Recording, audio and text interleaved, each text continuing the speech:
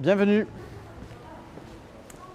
pour la nouvelle exposition de Nils Sudo à la galerie.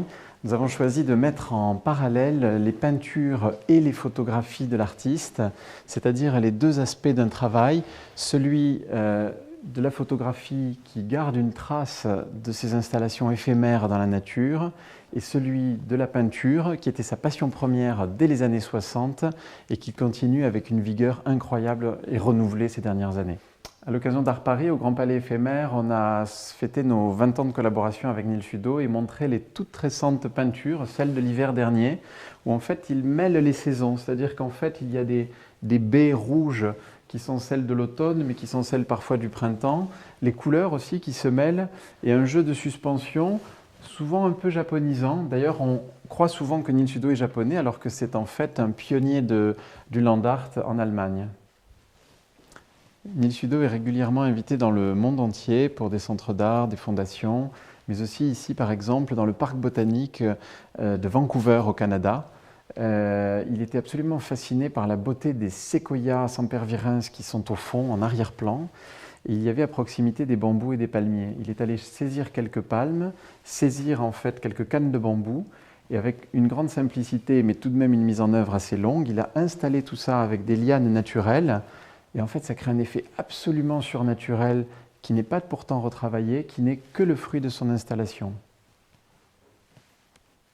Les peintures de Nils Sudo sont des huiles sur toile récentes, en fait, de ces dernières années, qui peuvent être inspirées soit par les sous-bois de la Bavière où il vit, soit par des voyages beaucoup plus lointains. Ici, c'était au Portugal, dans le parc de Penha, où il y a cet incroyable rocher, ces fougères arborescentes et une atmosphère un peu brumeuse.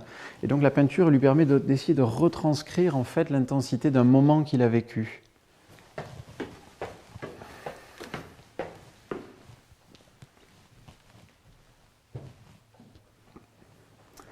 En 1984, Nils Sudo est invité à travailler aux Pays-Bas et il arrive dans cette forêt et il va décider en fait d'utiliser les troncs d'arbres qui sont sur place, les assembler de telle sorte qu'ils vont former une sorte de tremplin incroyable, immensément long, qui en tout cas donne ce sentiment d'immensité, d'y planter de l'herbe et de créer cette étonnante perspective.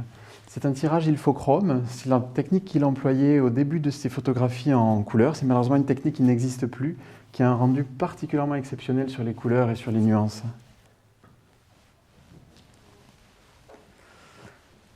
On expose pour la toute première fois un ensemble issu d'une collection privée qui sont les toutes premières photographies en couleur au début des années 80 de Nils Sudo. Ça se passe en Bavière, tout près de chez lui.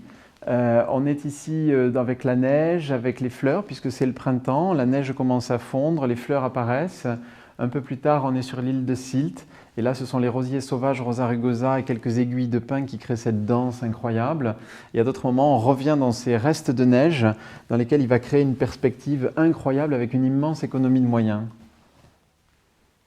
On a la chance d'avoir retrouvé avec Nils Sudo dans son atelier en Bavière des tirages Barité qu'il a exécutés au tout début des années 70 à partir de ses toutes premières installations, c'est-à-dire qu'on se situe entre 1970, 72, 74. On a ici ces branches qui jouent avec le vent, on a les boules de neige qu'il installe sur un radeau qu'il construit au milieu d'un lac. Et c'est juste la réverbération qui crée ce sentiment lumineux, des grandes installations avec du bois et ces premières plantations aussi, qui sont en fait à l'origine de tout ce mouvement de l'art et de nature. Il y a quelques années, Nils Sudo a été invité à travailler dans un lieu inattendu qui est le parc de la Courneuve en région parisienne. Et en fait, dans cet endroit, il va trouver la poésie comme partout.